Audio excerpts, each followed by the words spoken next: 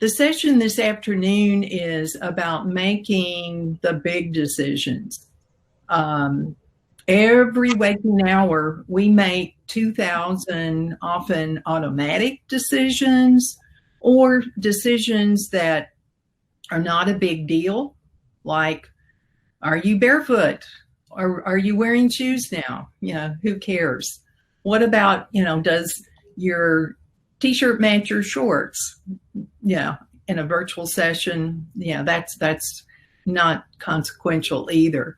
But we're going to focus on, when you face something that is a more difficult decision, what are some processes that you can learn this afternoon so you can look back and say, I'm really happy with the direction that I took.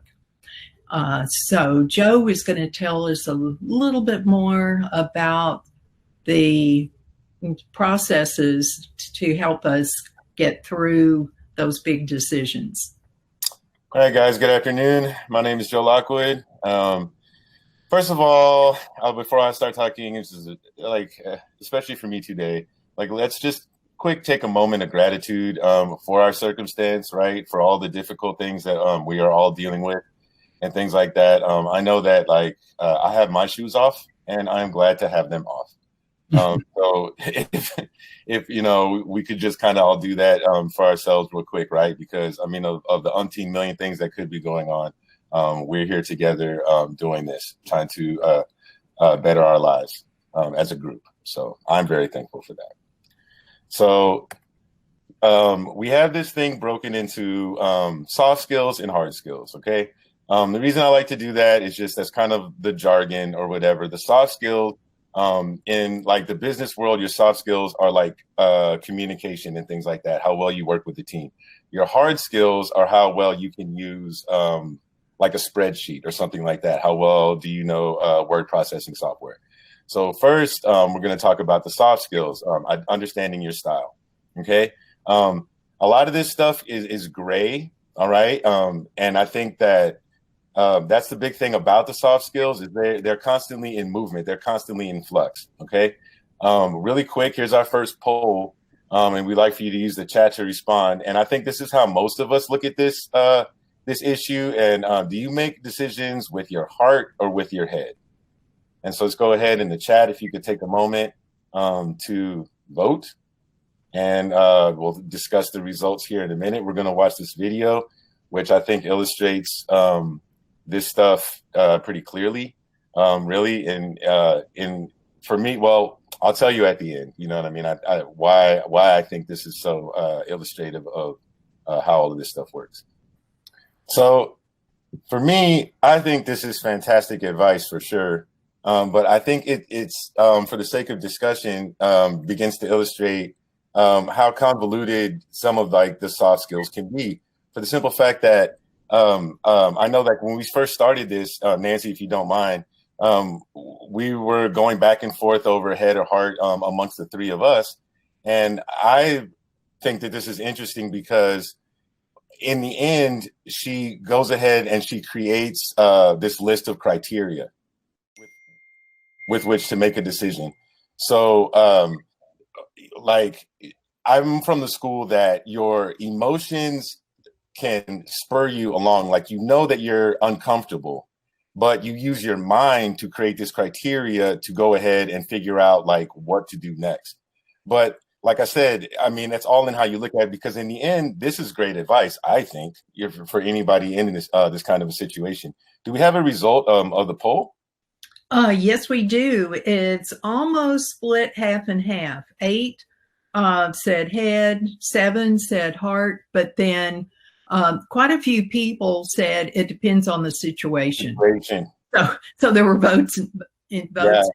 Yeah. I think that's where we're all going to end up at the end of this whole thing, and everybody's just kind of So would anybody want to change, or would anybody feel like sharing their results or why they answered what they answered? Or does anybody feel like they want to change, or why you guys are deciding that?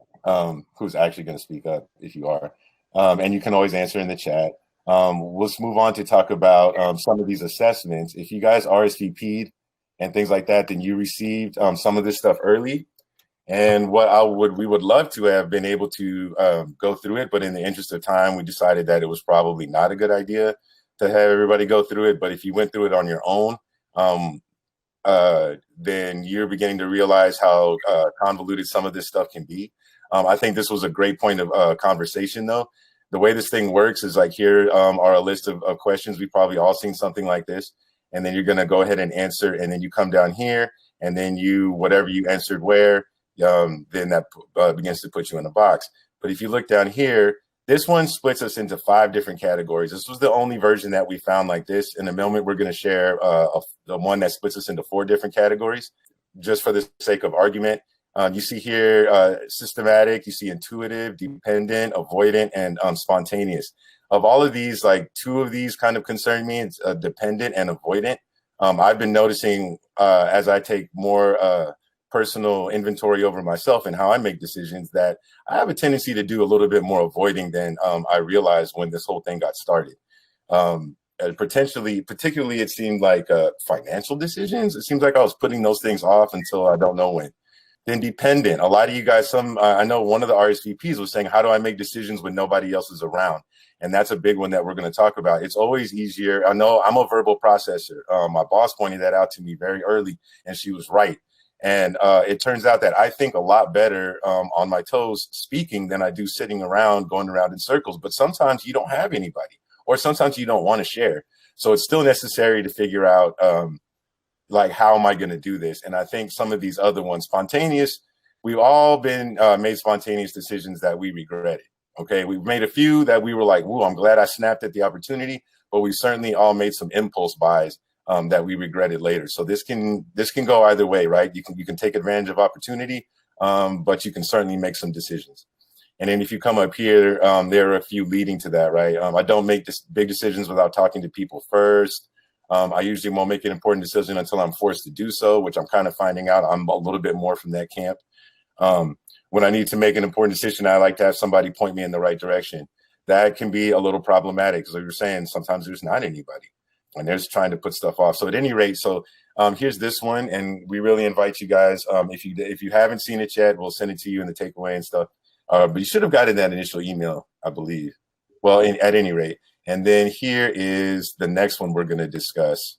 Breaks us into 4: analytical, directive, and conceptual behavior. But when I go back to the PowerPoint, you're going to see the way that they have it lined up is more like this. It's on a spectrum. Okay. This turns out Nancy sent this to me a couple of days ago. And this is an awesome document, guys. This really, I feel like, goes into a lot of detail about each one of these styles and where we can find each other. Oh, here it is. But this right here, guys, I think is the most important thing about it, is that with these little arrows, it really begins to illustrate the fact that we really don't live in any one of these categories exclusively, which is kind of why everybody was saying there was so much, it depends on the circumstance, which is one thing I would like to see. And maybe in the fall, when we do this again, we'll add something more about breaking up the different kinds of decisions, because I think that there really are like a multitude of different kinds of decisions. And depending on which you fall somewhere on any of these catalogs or any of these categories. So now I'm starting to feel like I'm talking y'all's faith in. Nancy, Kelly, we had some interesting comments. Arlene mentioned that when she took the assessment on that one with the 5 different making styles, that he was more systematic. Oh, did she feel like that was accurate? Yeah, and so for that one, Carolyn, though, on the document that we're looking at now, she said that she's analytical, and Rebecca mentioned that when she took one of the assessments, that the results were spot on. Okay, right on. Rebecca said that? Yes. Which one? Which one? What was her? What did she get? I tested. I got behavioral. Yeah. Nancy and I see. I think this one is super interesting because I think that I definitely fall more into this category than any of the other ones. But then there are those decisions that we have to make on our own. And you see right here, genuinely supportive team player, empathetic nature. This is so much about dealing with other people. Right. But so many of these decisions, like we have to go. Well, we would be behooved to explore some of these other things. And I think that's the most interesting thing about this portion, right? Is the soft skills. None of that stuff is concrete, okay? And I think the big thing about this portion of the presentation is just making you aware that while you may test in one category or another, that is not defining you. Okay. The last one we did was a growth mindset. All right. So just because, like, let's say you're a great shooter or you're a great dribbler, that doesn't mean that's the only thing you will ever be able to do. And you would be well behooved to probably find some low stakes circumstances to practice deliberately doing some of this other stuff, which is kind of what we're moving towards. Is how do we make these deliberate decisions, right? Which is really what this is about. The majority of the decisions that we make, I think, are just kind of like on cruise control. Like in the morning, here's that same information in a little bit easier way to look at it. And I didn't we just kind of do this? What is your preferred decision-making style? Do we want to vote really quickly in the chat? Sure. Let's see if anybody else took the assessment or just looking over the descriptions. And certainly it depends on the situation. But if you have kind of more of I'm a huge fan of this. Driven by results, relies primarily on rules and processes. See, I feel like all of these speak. See, look, it thrives on control. Man, I mean, that's got me written all over it. But I definitely feel like I fall over here. I would certainly like to imagine I was conceptual. Well, Joe, goes to your point, though, that no one person is one or the other. As you said, there is that scale aspect to this assessment. So you can fall in the middle, you can slide one way or the other, depending on certain situations, which usually tends to be the case with most assessments that we do in general. Right. Which is why these things tend to be called soft, because they're malleable and they move. So now let's start talking about the hard skills, okay, which is like I'm always a huge fan of, because guess what? And any of you guys that have worked with me in this group too are gonna guess what, man? No matter what your style is, this is the way you make decisions. And this is the kind of stuff I'm a big fan of. The soft stuff, it really helps us be aware of our tendencies so that we can try to mitigate some of our shortcomings. But in the end, this is what we're going to do. And I believe that, and that's funny, coaching is action-based, guys. You know what I mean? Like we will love to talk about why and everything else, and we're all a little bit different, but I know working with me, I love to talk about what are we going to do. Here is basically what it looks like. Well, I believe that all the decisions we make, I don't think you can make a decision without doing this. It's just oftentimes, particularly here in these early steps, like getting up in the morning and making coffee, we don't need to gather a ton of info over whether or not we make the coffee. We know we can stay in bed, but we got stuff to do. Right. And weigh the evidence. I drank coffee yesterday and I got a whole bunch of stuff done. So I think I'm going to do it again. Drink the coffee, look back, glad I didn't stay in the bed. And I think that's the way most of them go. But we're here to talk about some more of this difficult stuff. And I know everybody's looking at this like, yeah, easier said than done. But for sure, these things definitely take practice. OK. And fortunately for you guys, the one thing I have not spoken on yet, but what she was saying earlier in the video about long-term consequences, okay? Some of you younger heads, the science, like it or not, is that your brain doesn't finish cooking until 24, 25 years old. For some of us males, like 26. And I know I was really relieved when I heard this, but the truth is that part of your brain that finishes cooking last is the part that can navigate long-term consequences. Which means if I could just put in your hands everything that the next 20 years had in front of you, it would be difficult for you to navigate it. OK, that means that, if your brain is still developing, and even if it's not, reach out and gather info, no matter what are those things you fell into. OK, reach out and talk to people, which in this case, right, academic coaching, man, we're always here and available to have these discussions to talk through some of these difficult decisions, such as, should I switch majors? Step one, identify the decision. This one I think is big here, okay? Are you unhappy with your major or frustrated by a difficult course? That's a big deal, right? There's a big difference between being frustrated by a difficult course and are you unhappy with your major? In the coffee example, like it's morning, we know we need to either get up or stay in bed. But in this case, it may take a little bit more soul searching to really understand what is the real decision that you're making. Are you avoiding one course, or are you really unhappy with your decision? I know that first I wanted to do sociology, and then I found out I had to take statistics. And then I was like, oh, forget that. No more math. I'm out of here. And then 2 years after graduating, I became a math tutor. And I was like, oh, man, what a bummer. I should have stayed with Soc. Okay, I became a comm major, and I don't really regret being a comm major, but that really wasn't an informed decision. Okay, which leads us to the next one. Gather information. All right.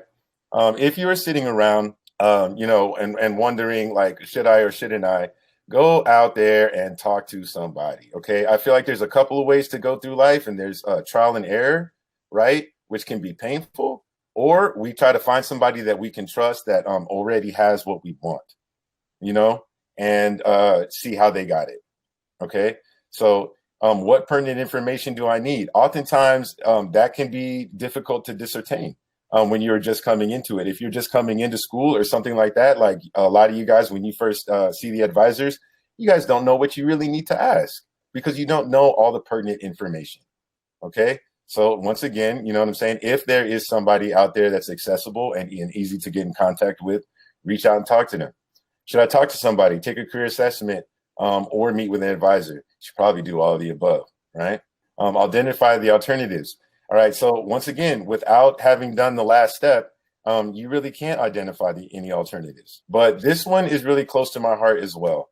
If you get to this step, okay, and you feel like you do not have any alternatives, you probably need to stop. All right. There are very few decisions in life that there are zero alternatives. Okay.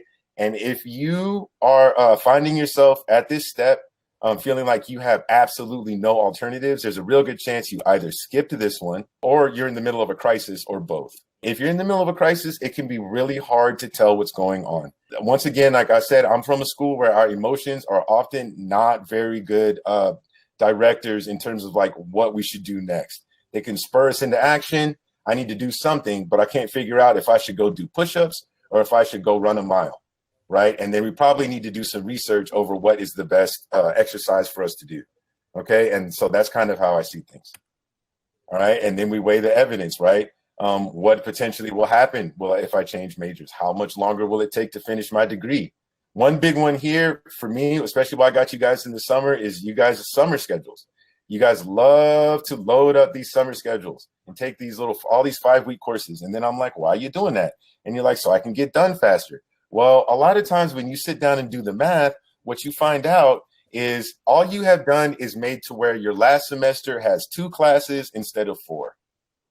But you're still here for the same amount of semesters, so you don't actually finish any quicker. But taking that course in 5 weeks, which a lot of people don't like to tell you, often is really not a good idea, because contrary to popular belief, there really are no 5-week versions. It's the 16-week version condensed into 5 weeks. Okay. So running the risk of making a grade that does not reflect your talent, or potentially having to just take it over again, or incurring a W, was not worth the potentially just, having one short semester. Okay. So that's cost benefit analysis. And we're going to talk more about that here in a little bit. Then you're going to have to make a choice. All right. And then, this is one of the hallmarks of adulthood, which is really why I wanted to do this when I saw it pop up. Is making decisions and then suffering and or enjoying the consequences. Then that's kind of what adult life is about. When you're younger, those really high stakes decisions are made for you. And the older you get, the less people can make those decisions for you. Okay. As you gain more ownership and become in more control of your life, we can tell you what we think, what we might do, but you're going to have to make the decision for yourself. So at a certain point, you're just going to have to pull the trigger and then assess the consequences, right? Or well, take action, okay, and then assess the consequences, review. So I kind of condensed these into 2. Choose amongst the alternatives and then pull the trigger, right? And then review your decision. How did that work out? Am I satisfied or not? And if not, what can I do different? And if so, what did I do that I can replicate so that I can go about making decisions in the future the same way? Okay. Now, I definitely feel like I've talked your face in. Here's another point of discussion. Can I cut in real quick? Rebecca made a really good point for us. Yes, please. I asked, how do you gather information? And she pointed out she uses her own experiences, research, and others' experience. I think that was a big talking point that I thought was great. I think we do, as you were saying, when you're younger, a lot of decisions are made for you, and as you get older, you're starting to make your own decisions. So you do tend to start trusting your own experiences. Yeah.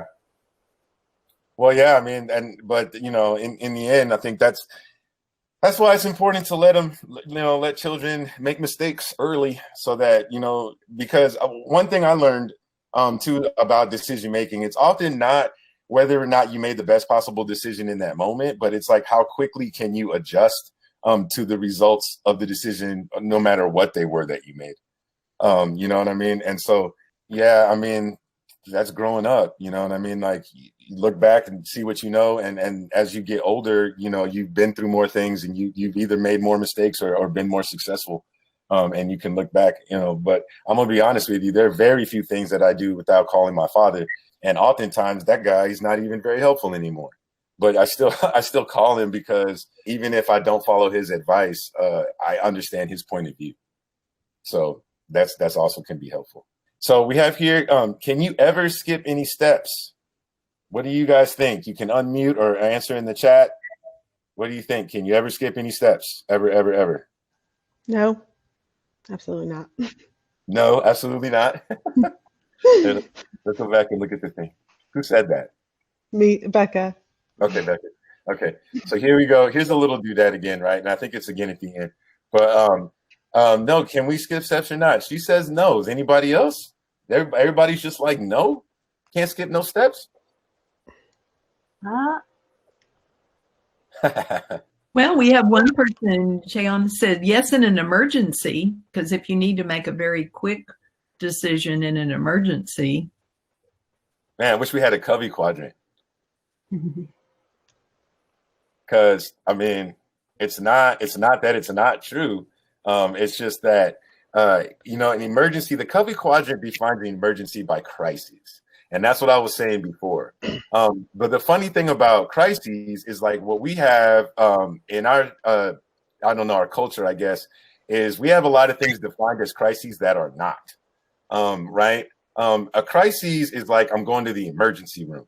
All right. So it's basically, I like to say, like, if you feel like if you reach identify option and you only have one, right, that's probably in a crisis and or / emergency, like he was saying, which this is the one I think that you skip, because I don't think you really skip this. All right. I think what happens is you're like, oh, you look down, your finger's crooked, and you're like, so now you have this information, my finger's broken. And you know that, you know, the only option is to go to the emergency room and get your finger set.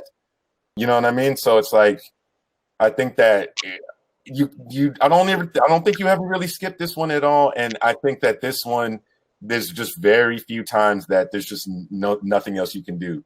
I think that's the sign of a true crisis. And if you look down and your finger's not broken, then I really implore you to reach out for help. Is really, you know, what I want to leave this portion with is, if you get here and you see, like, man, I guess there's only one thing for me to do, man, before you do that one thing, please reach out to somebody. Okay. Because odds on are there are other options, and you just may not have all the information, or your emotions just may be clouding your judgment to the point where you can't assess all this information correctly. Okay. That was very helpful. Thank you. If there's no more questions, comments, or concerns, I'm gonna stop talking your head in. The one thing I did not say, that I always say at the beginning of these things, is like, we want to talk with you and not at you. As I just spent like 30 minutes talking at you. But you know, please, guys, from this portion on, for sure, if you guys have anything to say, if you feel driven or spurred to say something, please do. You know, or you can always comment in the chat. I can't see the chat. I probably should have said that too, but please do. All right. Kelly? All right. Hi, guys. Thanks for joining us. And I'm going to talk to y'all about some strategies to kind of help you make more effective decisions.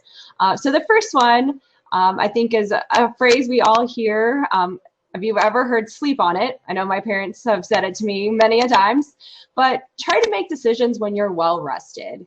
Really, sometimes when we go through that 7-step process, we can be tired. We can be not necessarily thinking everything through. We may, as Joe said, possibly get to that point where we're like, is this really our only option? So take the step back, go to sleep, think about it. Don't make that quick spur of the moment decision when you are not well rested. And so the next one kind of goes into focus on the decision you have to make. Try to avoid distractions. So try not to make a decision while you're studying for the test. So if we're going through our process and we're like, oh, should I change my major? And you're trying to study for a test, are you really giving it your full attention? That's probably not the best time to be sitting down and thinking through all your options. You are definitely trying to split that focus between two different things. So really kind of take that step back. Find a time when you do have time to sit down and process all that information. The better you go through those steps, the more you process, the more you gather the information, weigh your options. Honestly, at the end of it, you probably will feel more confident and sure of that decision that you've just made. Okay, the next question. Oh, yeah, please. So how, like in a situation that, because I agree. I mean, I hate to like make decisions, when I'm not well rested because I'm not thinking clearly. Yeah. But what if that decision is like people are depending on your decision? If it's just and like I just was in a situation I was like I want to like sleep on it, let me, and then we can come back to it, but it was like, no, you need to answer now, and I'm just like, I don't feel comfortable, but they just didn't understand that. Oh, so so somebody was making, so then the truth of the matter is, I think you played it pretty well. If you don't feel comfortable making a decision under duress, don't do it. Okay. You know what I mean? Like, I mean, yeah, if you're just like, look, man, I don't know. Because I know I've been pushed before, and I'm just like, hey, man, look, I don't know what to say. Give me a second to think about what you just said so I can respond.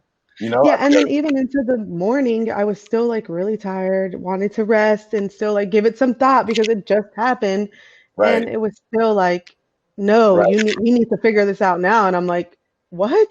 Okay, well, I mean, having said that, you know what though? I have also been that person as well.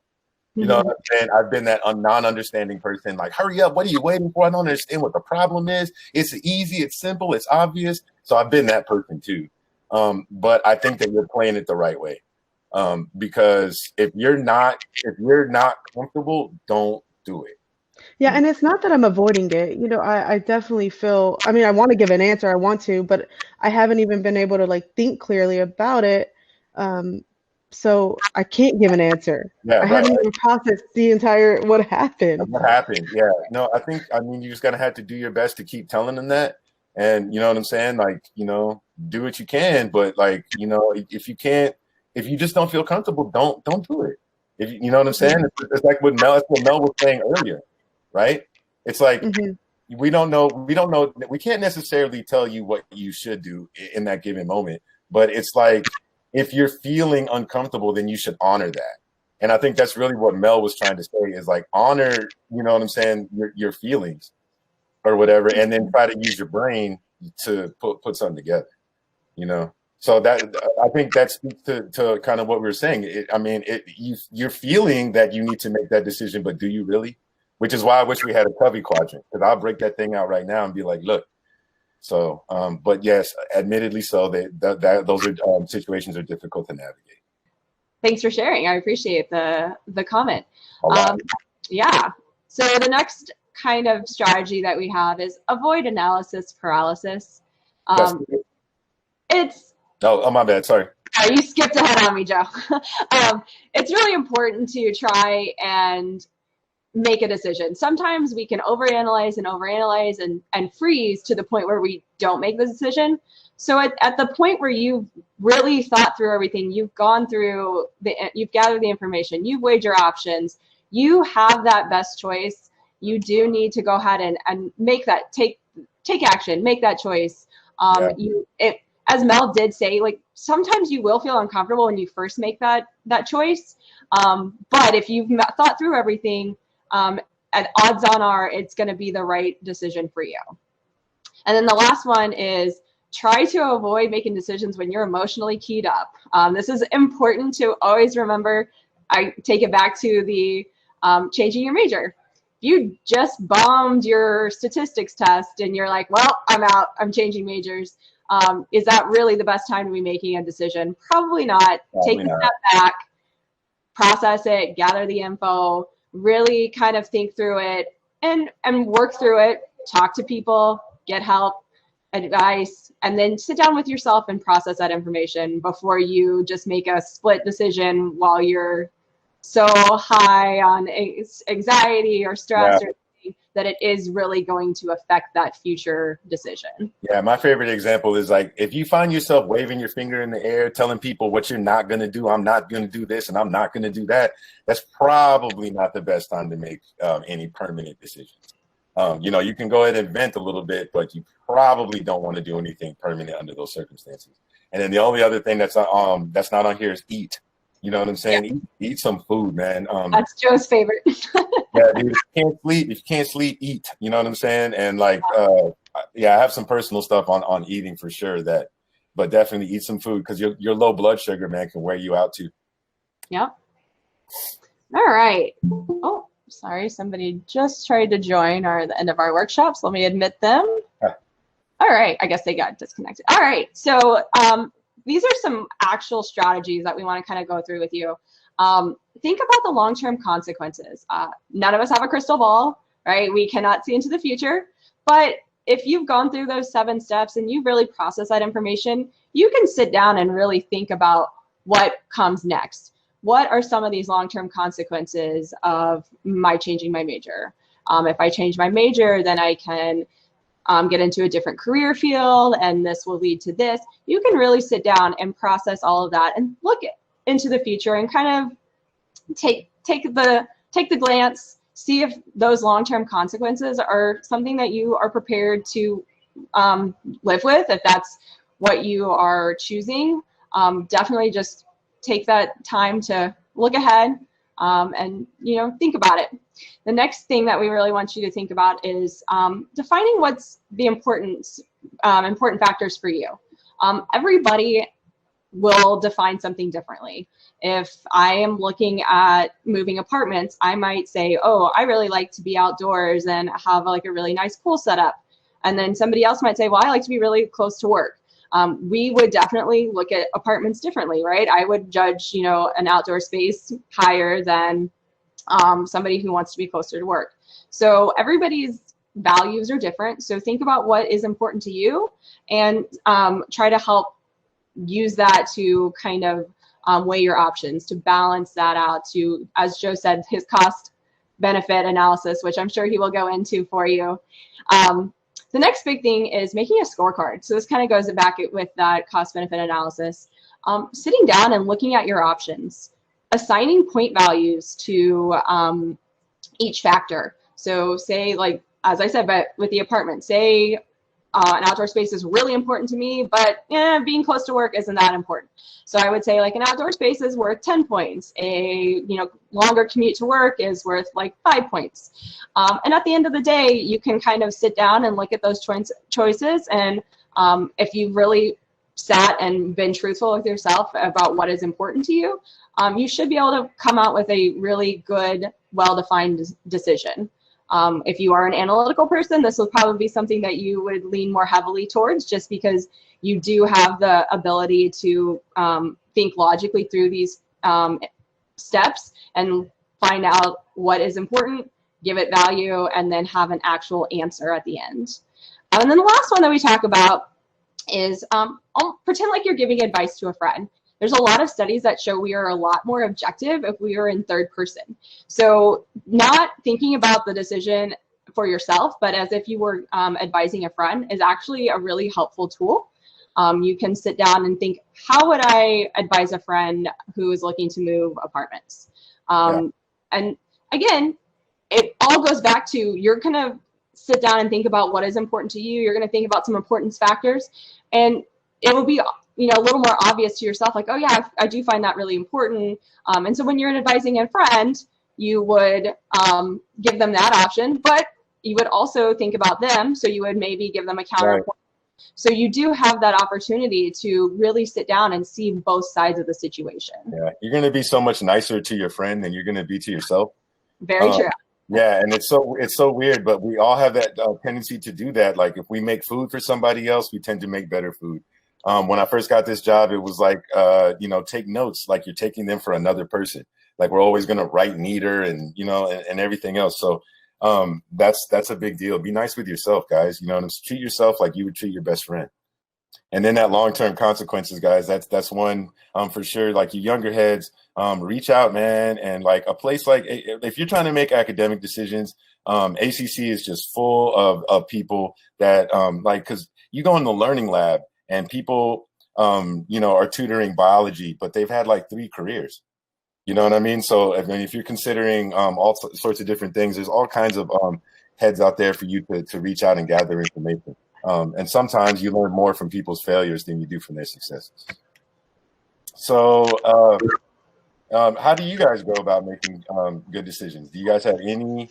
I put in the chat, I think about the effects, like I have the long-term consequences of that my decisions based on my daughter.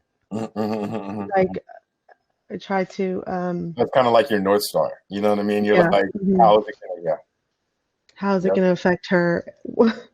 Yeah. And then I think the flip side of that is, though, you know, you gotta, I think what's dangerous about what can be dangerous about that is sometimes like you will neglect yourself, which then will turn around and she will suffer as a result of you not taking care of yourself. Yeah, I agree. I guess because honestly, until like I started school, you know, this summer, or started back school, and like but majority of my life, I was not that way. I put myself first, and I never thought about the effects of my daughter, unfortunately. But now that I'm aware, like, you know, she's it's her first, you know, education than her. And, you know, and now I want, you know, to build for her, because I'm, you know, and myself, you know, I'm definitely doing this for myself, but I can build for her and myself. There you go. There you go. There you go. There you go. Perfect. That's exactly what I wanted to hear. Anybody else got anything they want to add? Thank you for sharing. You're welcome. Yeah, you guys are really sharing some really candid stuff, which is really cool. So I really appreciate it, especially in lieu of the fact of not being able to see your little peepers. Like I have no idea, like, you know, who's smiling, who's laughing, who's looking down, who's just like, oh, I don't know who's doing anything. All right, Nancy.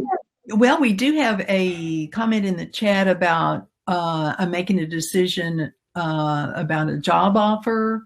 I don't want to commute far, but the pay is okay to save for retirement. Ooh. Yeah, so Christiana is. Yeah, that's an interesting one, I think. Dealing with that decision. That's a good one. That's a good one. And I think that's a really, really interesting one, because one piece of data out there is, and depending on how you measure happiness, right? Because it's one of those soft things, right?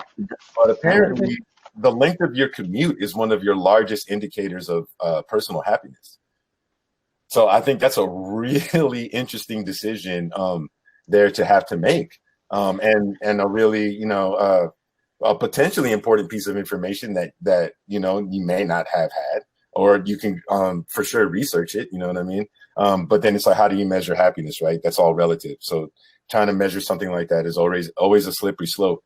But I know that there is that. So you may want to ask for a little more money or something like that, you know, if you're going to be giving up that much.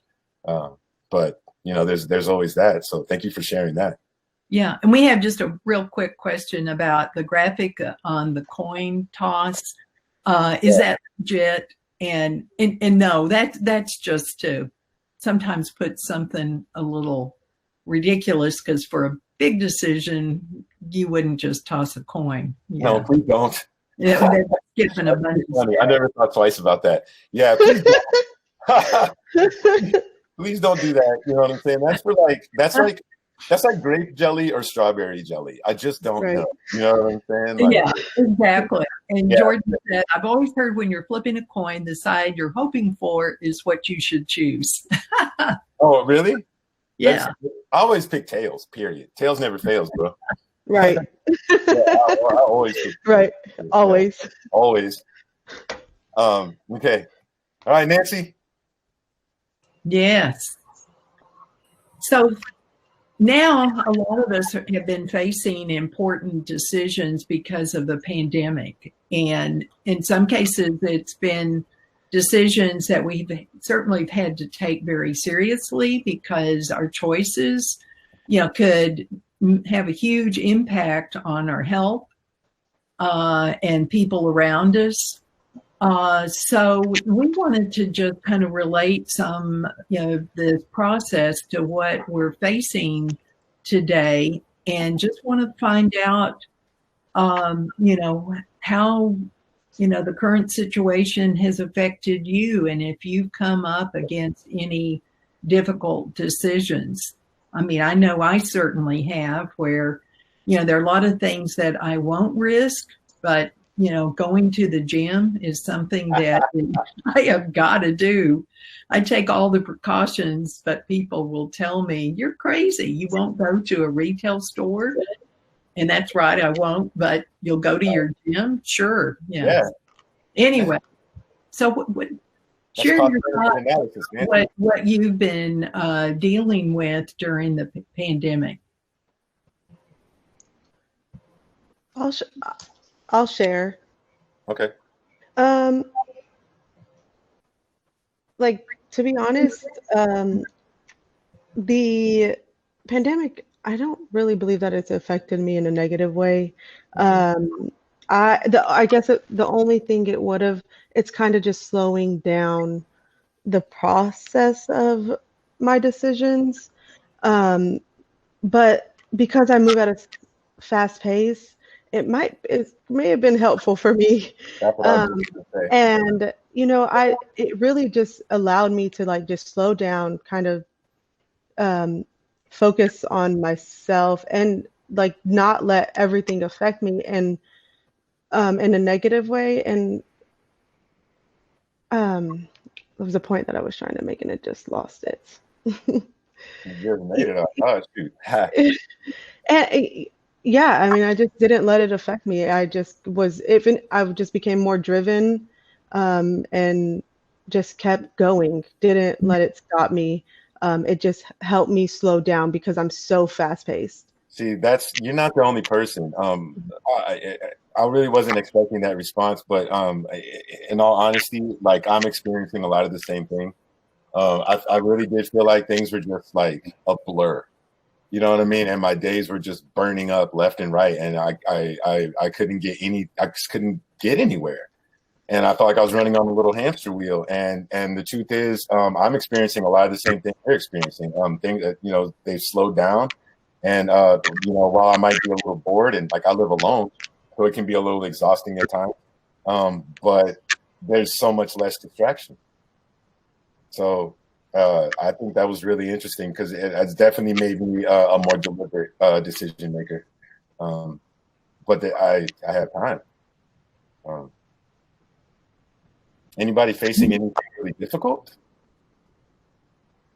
We do have a comment in the chat from Gianna about that the pandemic has made her uncertain about academic future.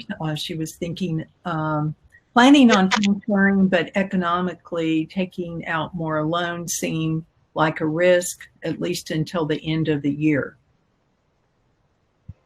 I would think a lot of students are reevaluating some of the plans that they may have made before spring break, and trying to, think about, planning ahead as best we can. And And I think the risk is something that a lot of people are taking into account. Yeah. Did she lose work? Well, it was just a question about transferring, taking out more loans. Seems risky right now. Yeah. Yeah, I think there's a lot of information right there that needs to be gathered to try to figure that out. I mean, I'm not sure I would even, and I think that one is really, you should make a list. Make a list of pros and cons or a scorecard or something, because there's just like a lot of factors involved in that one. And that's one of those things that there's probably no right or wrong answer. There's probably not even a best answer. There's just this decision, that that answer, that answer, that answer. So I mean, that one I think is just a bevy of information gathering. Right. And the question about what's going to help us move forward on important decisions this year.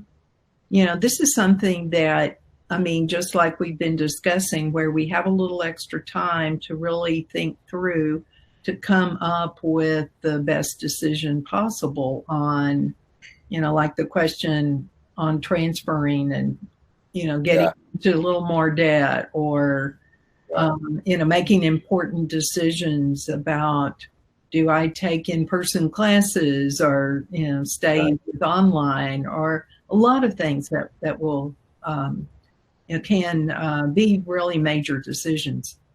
Yeah, Nancy, I like your example, the knee-jerk example you had of buying up all the toilet paper. Oh, yes. Well, and one thing I read that was very interesting, and I kind of chuckled when I read this piece about early, I think, when during the quarantine, a lot of people not knowing, that we've never been through a situation like this before, and we didn't know the future. And so people were making highly emotional decisions, which led to the hoarding of the toilet paper. And, I still can't get Clorox wipes. Anybody tell me where I could buy those? Yeah. And, it became very emotional instead of more, think it through type decisions. Yeah. I know. I think that's the big thing. It's like, I think it's a really good example of how making decisions under duress and not realizing that you're under duress or what your tendencies may be, right?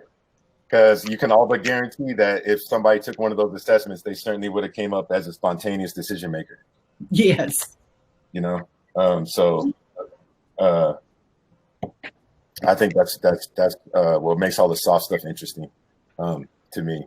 Or like when you feel yourself like, oh, I need to buy up all the toilet paper, and then you kind of remember, well, maybe I'm making one of those decisions, So, all right, we're at time, so I just want to thank everybody for coming. If you need to leave, thanks again for participating and helping us have such a great conversation. And if you want to stay, and if you have any more questions or anything that you'd like to ask us, we can stay on for a little bit extra if you have anything to ask us or discuss. Yeah. What do we have? A couple more slides here? Yes. Yeah. Just a couple of discussion questions. You feel free to answer in the chat on your way out or whatever.